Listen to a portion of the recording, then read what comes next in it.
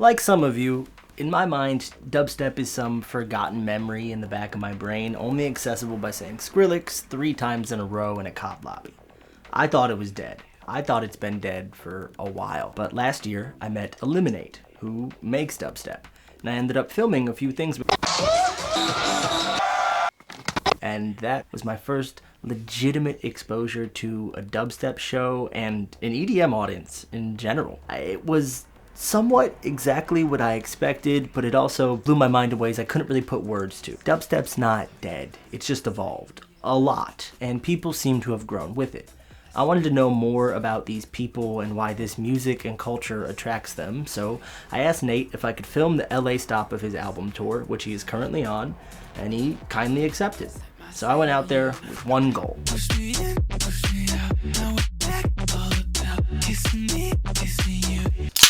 Now, if you haven't heard Eliminate's music, watched his videos, or seen the music video that he has with Shaq, here's a brief overview. He's currently on tour for his first album titled Get Off the Internet. He's been making EDM music for well over a decade.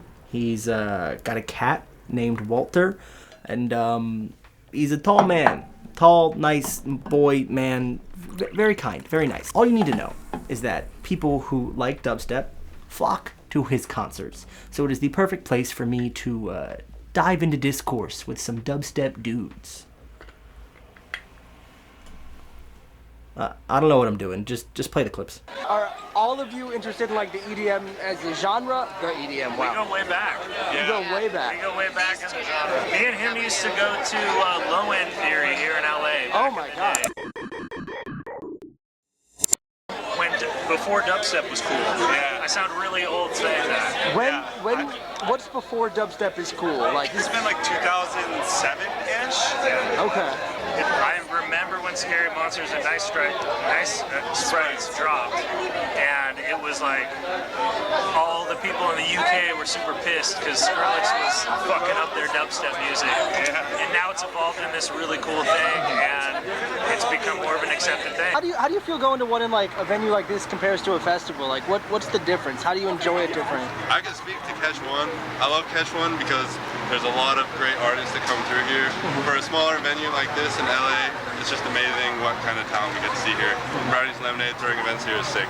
I think like with festivals, because there's such a larger audience there and a lot of people are like more so coming to party, a lot of artists feel like they have to cater their set to like a larger crowd, but when you're like the headliner and you're like the reason people are coming to an event, I feel like you almost get a more authentic set because you're playing for a crowd that's there just to see you, not someone that's there for the entire festival experience. So I like more like smaller, intimate sets. Well, it's wild because when EDM sort of came over here and started being a big thing, like of course there was all this underground stuff, but there weren't big festivals that we could go to because we're full. Art Summer was one of the first ones. It was at USC, I think. Yeah, but also EDC. EDC used to be here. Yeah, EDC was in LA. You used to have to go to smaller venues like this to go see the music you wanted to hear. And once it got big, then it's almost coming back around. You're starting to see cool shit in LA, like at smaller venues. So I'm stoked. I'm gonna be the odd one out here. I'm more of like a Wook festival type kind of guy, so I like the festival vibe, but whenever I do come to like shows or clubs, I just try to bring the festival vibe with me and spread that out into the world and just have fun with it. How do you feel the current state of this whole scene is? Well, EDM's come to like mean this all-encompassing sort of term. Yes. And what's been really cool over the years is seeing people mix stuff together and take like, you know, the different genres and bring them together. Even the poppy stuff is fantastic, like bringing it sort of more into the mainstream, making it more acceptable. I mean, I think it's cool right now. I was literally talking to him about this before, that it's almost like a post like electronic dubstep trap like scene that's going on. It's like with like TikTok and everything, like everything's getting like a new push. It's cool that younger kids are doing it again and it's coming back. It's evolved and it's circling back. Yeah. Cyclical. Yeah. Can I see that photo? Yeah. Please. Of course. Oh, right there. Broken camera. Broken. But it's good. How do you know Eliminate? What got you into his music? Came for some french fries and some gravy. Eliminate live stream, they do audio combat, do all that cool stuff on Twitch. Met him backstage at Subtronics at Academy, so shout out Eliminate. I actually met him in Shanghai in 2019. I used to live in China and I opened for him in Shanghai. I was living in China for like 4 years. Eliminate was doing a China tour. I opened for him in Shanghai. Then I moved to LA and I still really like his music, so. Okay, what were you doing in China? I went to college there. Fuck yeah. Do you speak Mandarin then? I do, yeah. Can tell me something you like about Eliminate in Mandarin? 对我来说 Eliminate 是世界上最好的 DJ， 他的 Dubstep 是最酷的。 I love you. Thanks, man. Here for Eliminate's Get Off the Internet tour. We're actually not on the internet right now. Exposed. Fraudulent, hypocrite, jail forever now. This is the Get Off the Internet tour. I've heard from other artists about their online fan culture kind of permeating into their live audience and causing some disruption. Sometimes it's for the better, sometimes it's for the worse. So I'm curious if Eliminate had noticed any of that. So I decided to trap him in the basement and blast late 2000s hits in the background until he answered all of my questions. I don't think there's any cons. I mean, there's a larger audience now just from doing, internet shit, Twitch streams and YouTube videos. And I would say, as far as like if that translates to people coming out to the shows, doing this tour has definitely proven it has, because a lot of people that I meet after the shows, I usually try and like meet people in the crowd and all that. And a lot of people that I've talked to have said, oh, I watched your YouTube videos, or I found you on YouTube.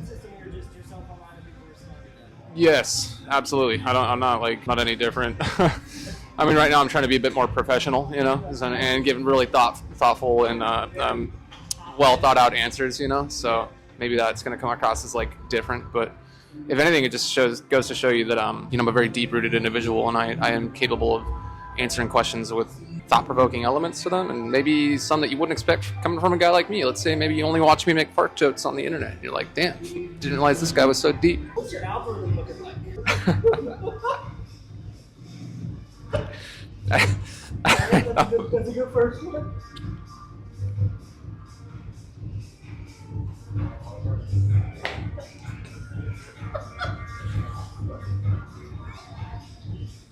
Say yes to receive this energy. Oh fuck, dude! Now I have to. Yes. Yes, I said yes. So I received it. I'm good. I get these a lot. Get a lot of dudes making beats. It's on FL Studio also. Oh, he's making beats on like a old cathode monitor, dude. Now the show is about to begin.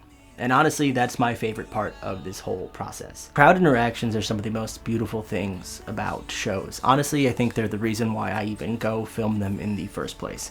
There is something so beautiful about watching people in a space where they're happy and comfortable expressing that joy, and they don't feel like they're being watched. They don't feel like they're being seen. I get to kind of be a fly on the wall to someone else's euphoria. I think these EDM shows create a particular environment that is very, very conducive to that. There's a bunch of freedom and openness and willingness to share love and be loved, and that's not for everyone. I'm sure there are plenty of problems in these crowds that I've not seen, but I mean, I had people put beads on my camera. The amount of heart signs I got were just, it was amazing.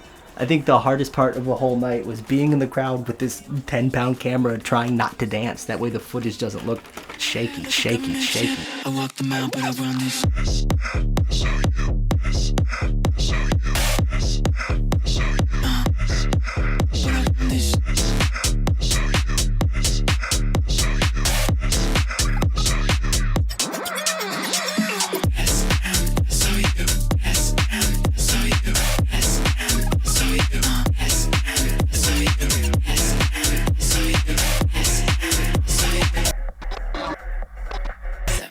On you.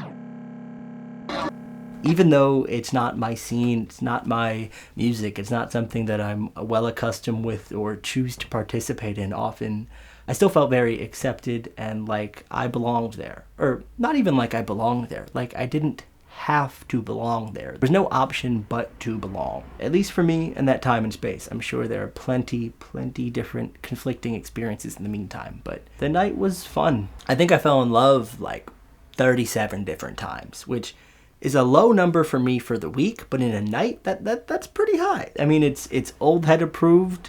Young people are excited. As an outsider, I felt very welcome. The music was great. I think the dubstep fans are gonna be just fine. Cheers.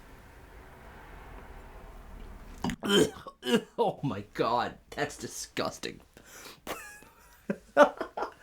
This was Alka-Seltzer melatonin gummies, a hibiscus LaCroix, grenadine, and some salt, and some of the juice of a very, very old lime. I'm talking like very old lime.